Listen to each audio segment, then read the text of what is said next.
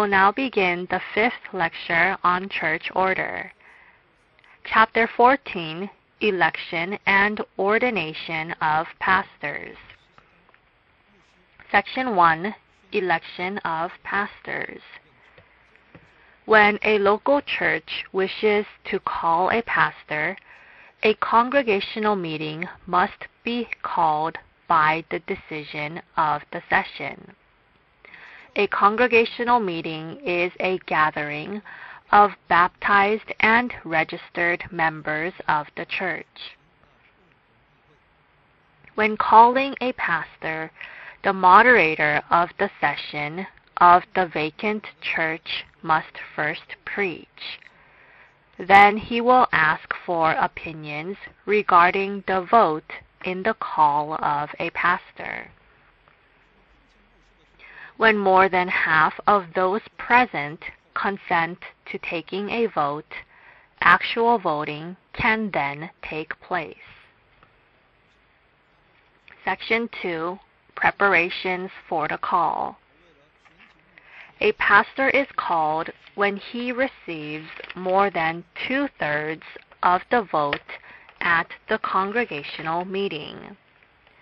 However, if there is intense opposition from the minority, it would be best to extend the call.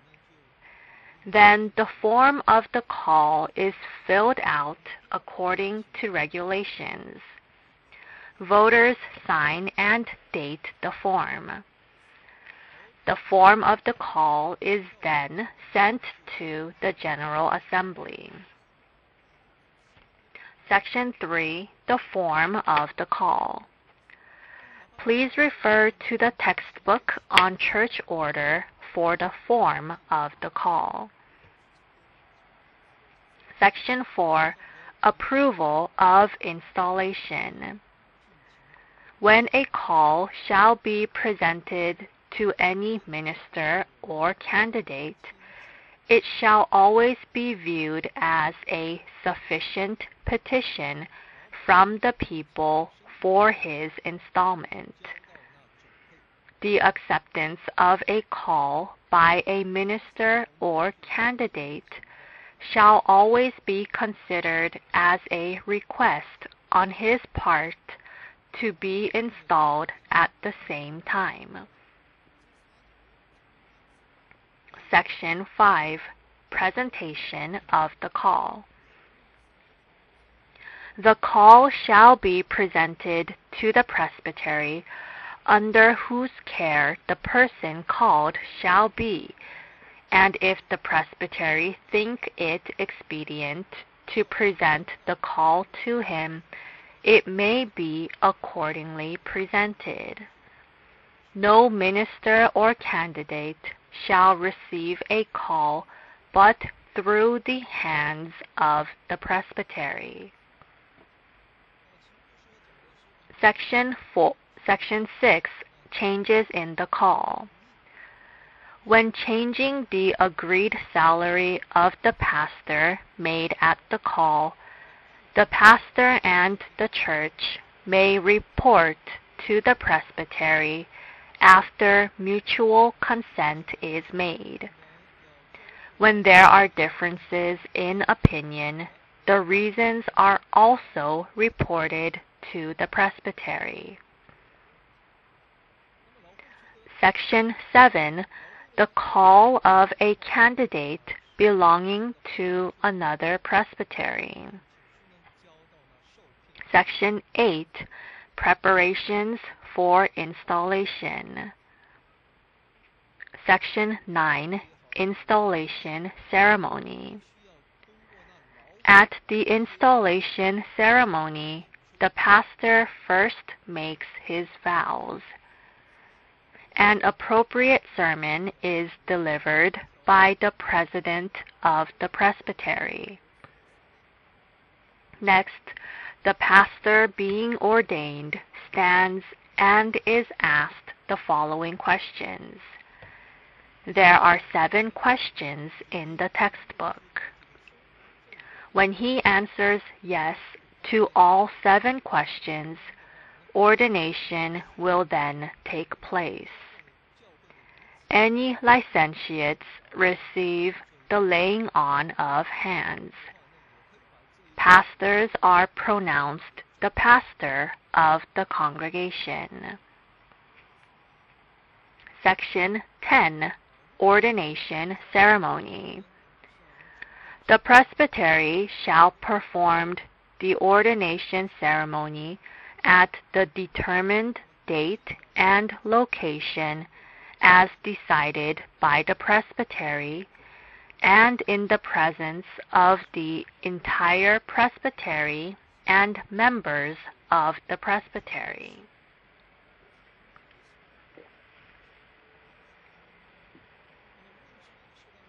Number 1, vow of pastors. Number 2, vow of members of the church. Please refer to the textbook for the vows. After the pastor being ordained makes his vows, the presiding minister makes a proclamation. I now pronounce that blank has been regularly elected, ordained, and installed pastor of this congregation in the name of the Father, and of the Son, and of the Holy Ghost. Section 11. Authority of the stated supply. The stated supply is given permission from the presbytery to temporarily serve at a particular church or at a mission church for 1 year only with a specific reason. When 1 year comes to an end, he can extend the time and continue to be the stated supply with the decision made by the church board. Section 12. Ministers of different denominations.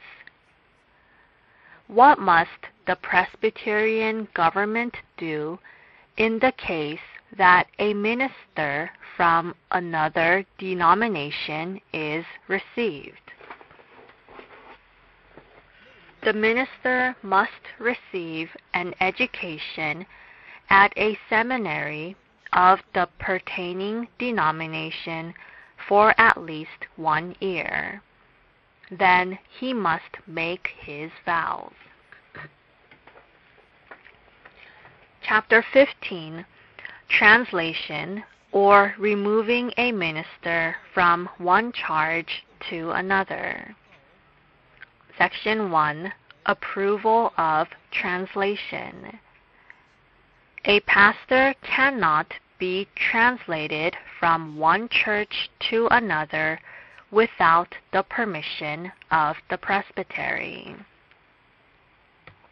Chapter 16. Resigning a pastoral charge. Section 1. Resignation by a pastor's wishes.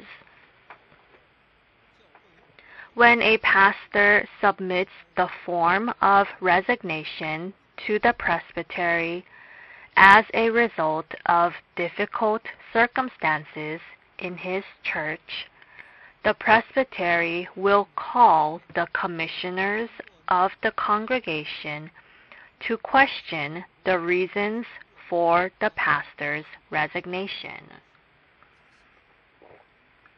Then the pastor will resign. Resignation by a pastor's wishes indicates that a pastor makes the decision to resign. Resignation indicates that a pastor discontinues his duties in the church. Section 2. Resignation by encouragement. When the local church does not welcome a pastor and wishes to remove the pastor, The presbytery hears the charges of the pastor and church commissioners. Resignation by encouragement indicates a dissatisfaction of the pastor. Section 3. Freedom of resignation. When a pastor feels that he has not benefited the local church, he can personally submit a form of resignation to the presbytery, and the presbytery makes a decision based on the pastor's decision. Resignation indicates a complete removal from the pastoral office. He becomes a common believer. Section 4. Advised resignation. When a pastor is not fully qualified for the pastoral office and has been without a church for 5 years, the presbytery may advise him to resign, even if the pastor is in good health. Section 5. Dissolution of pastor. The presiding pastor may leave the church as a result of the need for physical recuperation, theological studies, or for other reasons. He must consult with the session and must receive approval of the presbytery when he will be absent for over 2 months. Chapter 17 of Missions. Section 1. Missionaries. In order for the General Assembly to establish a church, it can dispatch missionaries to domestic locations and to foreign areas as well. Section 2.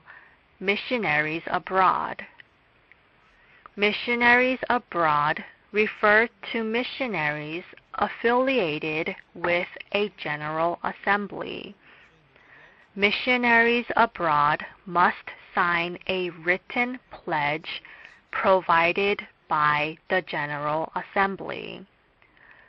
Please refer to the text on church order for the written pledge. Chapter 18. Moderator and Clerks. Section 1. Moderators. The moderator of a court is determined according to the rules of the court so that business may be conducted with order and dispatch. Section 2. Authority of the moderators. A moderator is to be considered as possessing, by delegation from the whole body, all authority necessary for the preservation of order, for convening and adjourning the judicatory, and directing its operations according to the rules of the church. Section 3. Clerks. A clerk is appointed to make and preserve the records of a meeting, and his term in office is determined by the rules of the church court. Section 4. Duties of clerks. Clerks of each judicatory record the transactions of the courts in detail and preserve the records carefully. Such records written by the clerks are considered authentic vouchers of the fact which they declare in any ecclesiastical judicatory and to every part of the church. Chapter 19, Rights and Responsibilities of Each Church Court. Section 1, Organization of Class Meetings.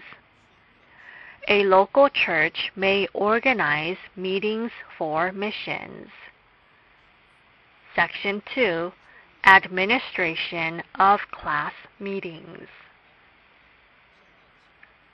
Class meetings must be governed by the session and fall under the jurisdiction and guidance of the session. The session, of course, must be governed by the presbytery. Section 3, Authority of Class Meetings. Each meeting must fall under the jurisdiction, inspection, and guidance of the church court in enacting regulations and names, appointing members, and receiving and dispersing finances as per church regulations. Chapter 20, Assemblies. There are important meetings to be held for a church's upbringing. There are congregational meetings and church boards. Section 1, Congregational Meetings. First, members. All communicants of a local church who are without blame qualify to be members. Anyone who is a baptized and registered member of the church may take part in congregational meetings.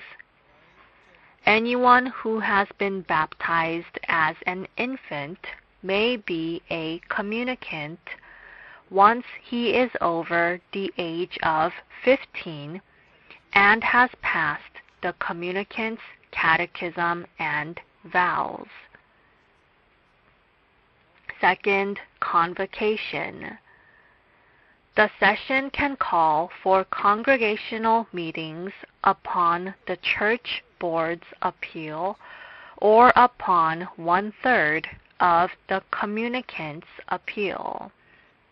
A congregational meeting can also be called upon the order of the presbytery or general assembly. Third, members of a congregational meeting.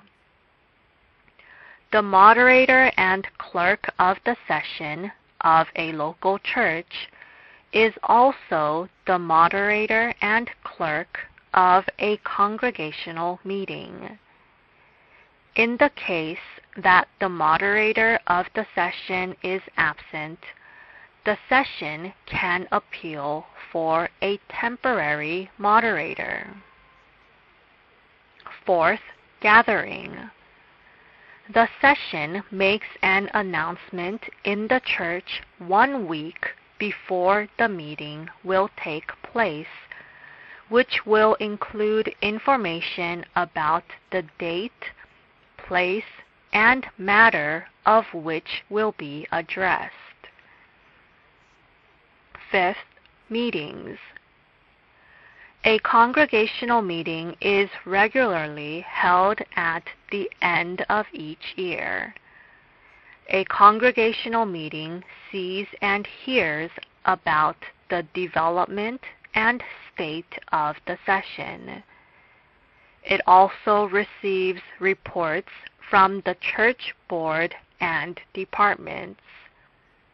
It also gives annual report of a settlement of accounts of church expenses.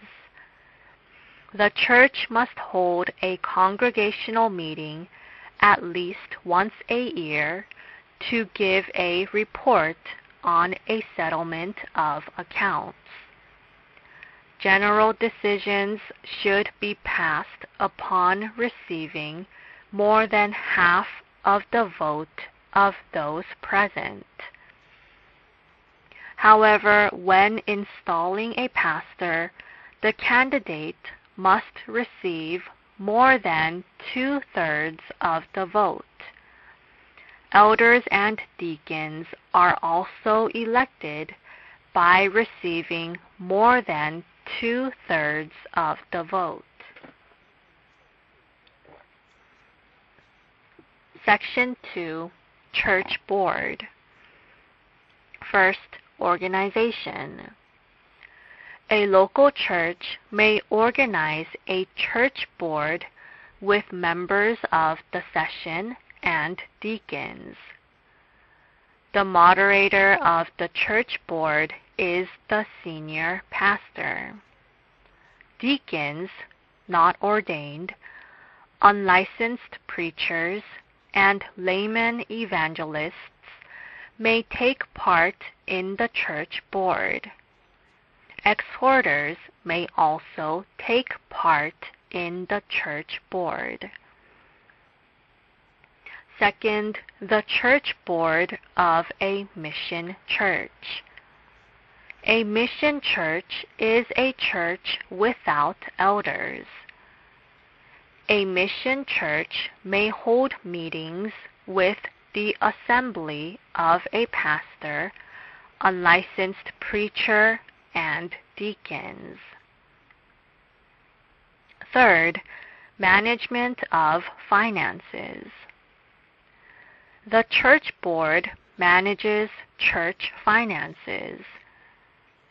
It also makes financial decisions regarding relief and general expenses. Fourth, a quorum for opening a church board meeting. A meeting is held when more than half the members are present. Section 3, United Church Board. A united church board can be organized according to the convenience of churches in each district. There is no jurisdiction in united church boards. The union of church boards can lead to better evangelism work in the district. Chapter 21, Amendment of Laws. Section 1, Amendments of the Form of Government, Book of Discipline, and Directory for Worship. When modifying the form of government, Book of Discipline, and Directory for Worship, more than half the members must be present, and more than 2/3 of the present members must vote for the modifications. Section 2, Amendments of the Confession of Faith and Catechisms. Amendments to the Confession of Faith and the Catechisms must be approached with more caution. The General Assembly must send opinions regarding the amendments to each presbytery, and it must receive over 2/3 of the votes of each presbytery.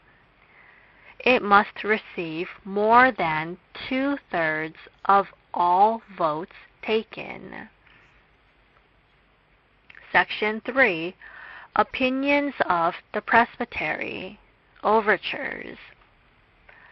Once the presbytery sends its opinions for amendment to the General Assembly, the General Assembly asks each presbytery for their opinions on the specific matter and then makes a decision.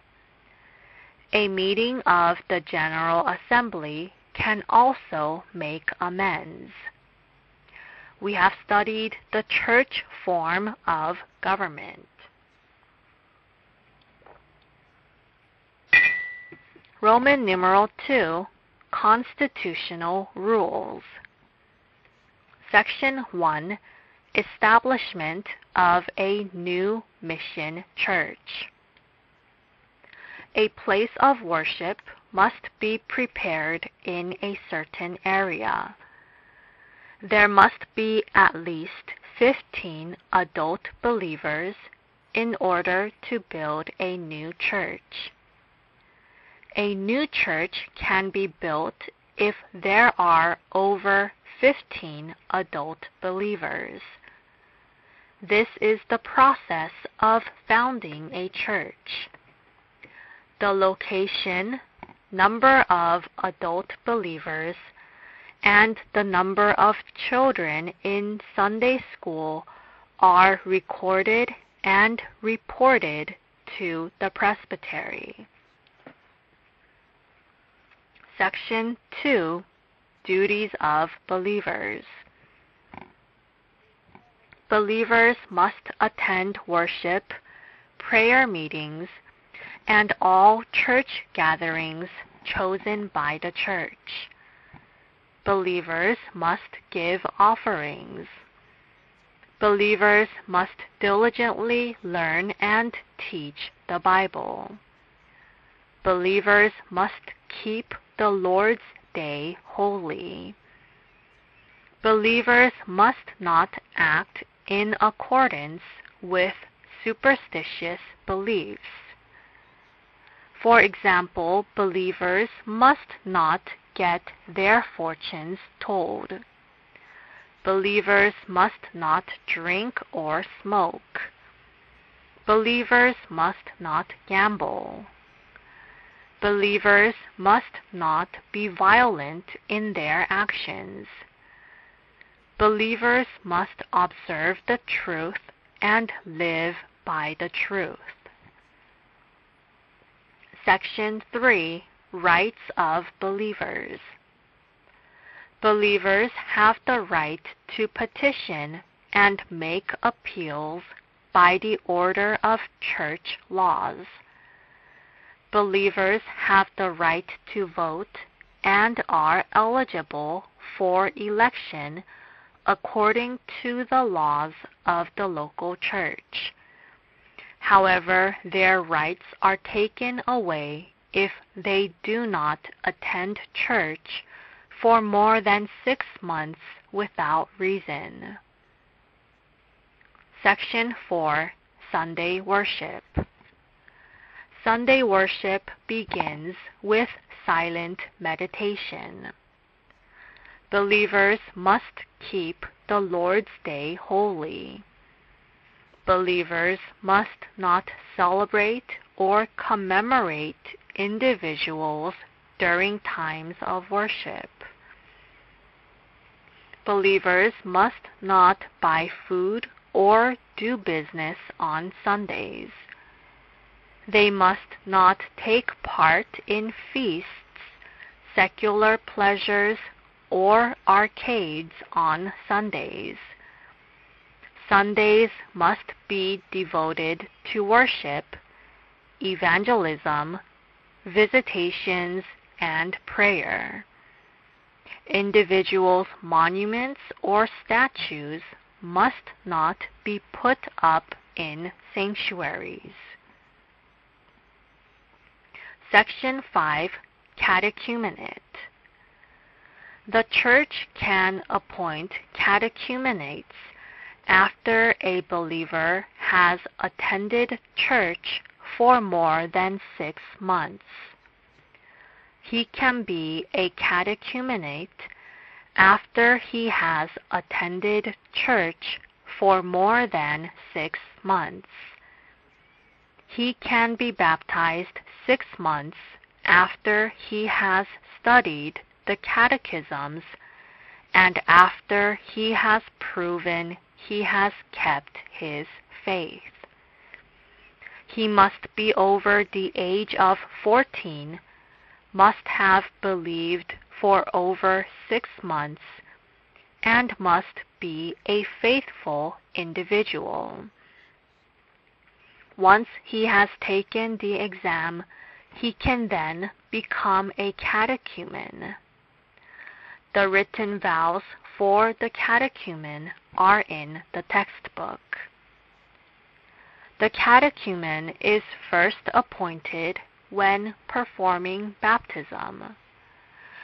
We appoint catechumen, members for baptism, members for infant baptism, and communicants when performing baptism. Believers study the catechism for baptism and are baptized 6 months after they become catechumens. Children who are not yet 24 months in age are baptized as infants in accordance with the faith of their parents. Section 6. The Holy Sacraments. Once a believer has shown to be faithful and has diligently attended church as a catechumen for 6 months, he can then be baptized through the catechism for baptism. An infant can be baptized before he is 24 months in age. An infant can be baptized even if only one parent has been baptized. When one who has received infant baptism becomes 15 years of age, he can then become a communicant through the catechism for baptism. Once he has made his vows for baptism, he then becomes an officially baptized member of the church. Because the communicant will have received infant baptism, he will not be baptized by the sprinkling of water. He will become an officially baptized member through the catechism for baptism and vows for baptism. It is good to perform sacraments 2 to 3 times a year in the church. It is good to perform baptism and communion more than 2 times a year. An announcement for the sacraments must be made 1 week before the Sunday of when it will be performed, so that believers can be prepared. Leftover bread and wine from communion must be buried in a specific place or burned. Anyone who wishes to take part in baptism must study the catechisms and be prepared. 1 week before one partakes in baptism, he must go to church and be questioned by the pastor about the contents of his studies. He will be asked if he will continue to faithfully believe in Jesus, and he will make his vows. When the believer passes the catechism for baptism, he will participate in baptism during Sunday worship service. The catechumenates are asked to stand, and they read the written vows for catechumenates. When the candidates answer yes, they are pronounced catechumens. Next, those who have received infant baptism and are now over the age of 15 are asked to stand and are questioned during Sunday worship service. When they answer yes, they officially become communicants or baptized members. Parents of those receiving infant baptism are asked to stand, and the parents make the vows. The written vows are all in the textbook. When they finish making their vows, the pastor baptizes the infants by sprinkling water on their heads. This is called sprinkling baptism. Next, the pastor proclaims, "I pronounce in the name of the Father, and of the Son, and of the Holy Spirit, that blank has become a baptized member of blank church." Take the time to carefully read about how pastors must perform baptism and communion in the church.